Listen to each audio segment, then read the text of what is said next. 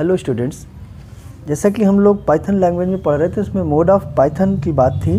तो दो बताया था हमने, इंटरैक्टिव मोड और स्क्रिप्ट मोड। दोनों मोड के बारे में पढ़ने के बाद हम लोग पाइथन की और जानकारियाँ इकट्ठी करेंगे। तो सबसे पहले कीवर्ड्स की बात करते हैं।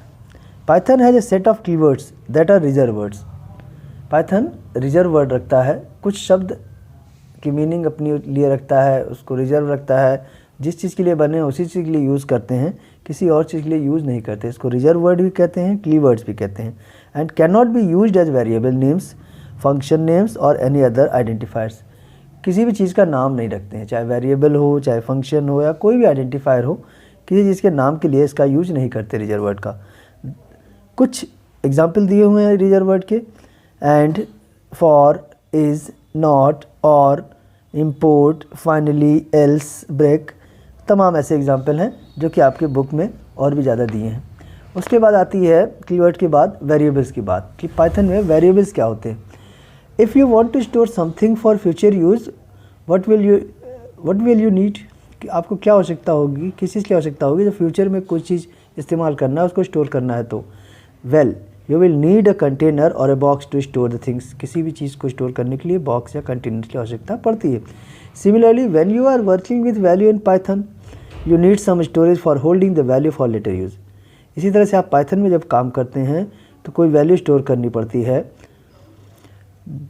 कोई स्टोरेज एरिया में वैल्यू रखनी है। तो these locations in which values are stored in a computer's memory are known as variables. यही जो लोकेशन है जिसमें हम वैल्यू स्टोर करते हैं कंप्यूटर की मेमोरी में, उसे वेरिएबल्स कहते हैं। You can store only one data value at a time in a variable. आप एक वेरिएबल में एक डेटा वैल्यू स्टोर कर सकते हैं एक समय में। When a new value is stored in a variable, the previous value gets overwritten. अगर आप कोई नई वैल्यू स्टोर करते हैं वेरिएबल में तो पुरानी वैल्यू हट जाती है, मतलब नई वैल्यू ऊपर उसके ऊपर राइट हो जाती है। और आगे दिया है rules for writing the variables name. In Python there are certain rules which have to be followed for forming valid variable names. Python में कुछ रूल्स हैं जिसको हम फॉलो करते हैं वेरिएबल के नेम रखने के लिए। कुछ रूल्स हैं। अ variable name should start with an alphabet. Alphabet से ही वेरिएबल का नाम स्टार्ट करेंगे, चाहे वो स्मॉल हो चाहे कैपिटल हो, या अंडरस्कोर का यूज़ करते हैं, सिंबल है एक। A variable name can comprise of digits, alphabet and underscore. Variable name में डिजिट यूज़ कर सकते हैं, अल्फ़ाबेट यूज़ कर सकते हैं और अंडरस्कोर यूज़ कर सकते हैं। No other character is allowed. कोई भी कैरेक्टर अलाउड नहीं है। Space is not allowed in a variable name. Variable name में स्पेस हम नहीं रखते हैं। Variable name can not start with digit. Digit से स्टार्ट नहीं करेंगे नेम का। Special characters and full stop are not allowed in a variable name. कोई भी स्पेशल कैरेक्टर, कोई भी सिंबल अलाउ नहीं है, केवल अंडरस्कोर सिंबल अलाउ है। Else is a keyword in Python. कोई भी कीवर्ड हो, एल्स हो या इज हो या फॉर हो, ये सब कोई भी रिजर्व वर्ड जितने हैं या कीवर्ड हैं उसको हम वेरिएबल नेम के लिए यूज़ नहीं करते हैं।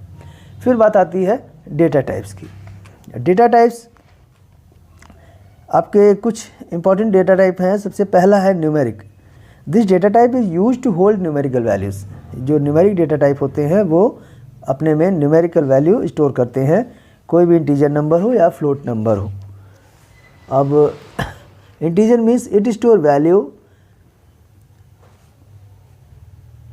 फुल वैल्यूज़, मतलब जिसे हिंदी में पूर्णांक कहते हैं। और floating point values are represented in this data type.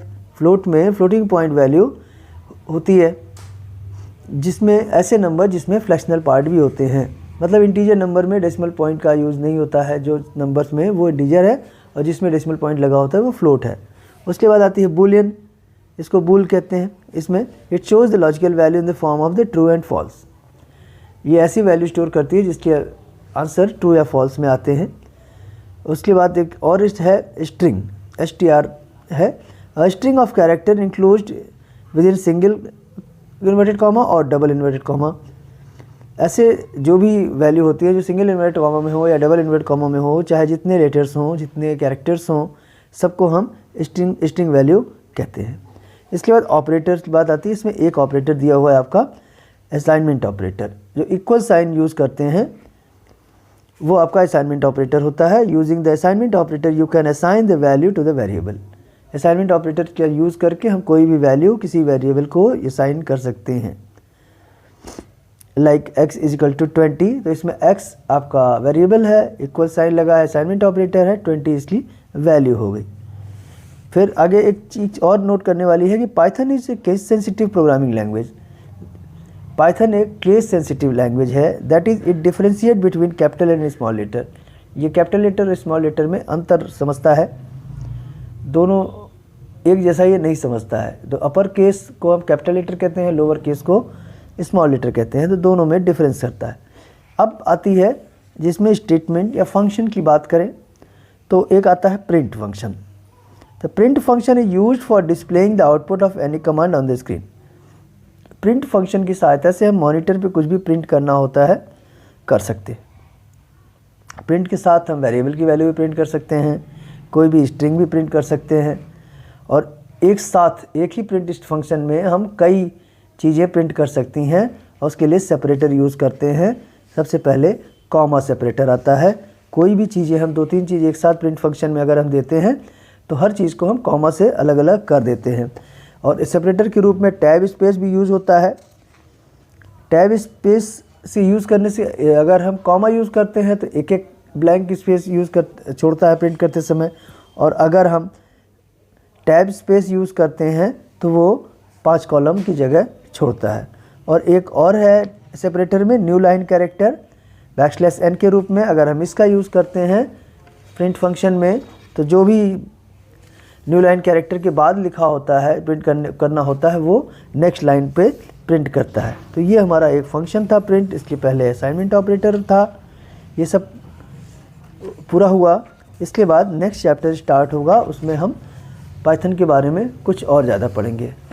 Thank you.